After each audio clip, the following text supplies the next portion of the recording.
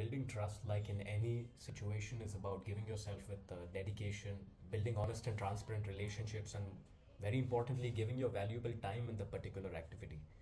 So the diamond market relies on these crucial elements for its very survival. We should recollect the reason why India is or became the number one hub for manufacturing diamonds, not just due to the domination of a few communities or castes of people.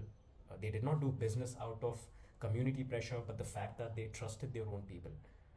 The fact that shipments of consignments, which were parcel of rough stones from the city of Antwerp in Belgium, Europe, the trade began in 70s and 80s with the trust of people who were willing to give these expensive raw materials to agents who would travel up and down from Europe to India. These are some examples of how the building block of the industry is trust.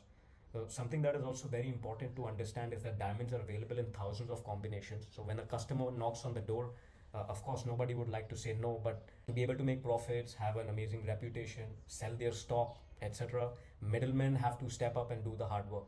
Whether it is logistics, payments, communication, information sharing, responsibility of keeping the stock safe, all this by default cannot be possible without the cooperating parties who need to be 100% truthful and trustworthy. So the name of the game is trust. Now, whether it's about procuring the diamonds with the payment being done on a credit system, welcoming potential customers to the offices and showing them diamonds, dealing with middlemen like courier companies, dalals, employing people as well, all this is filled with massive risk.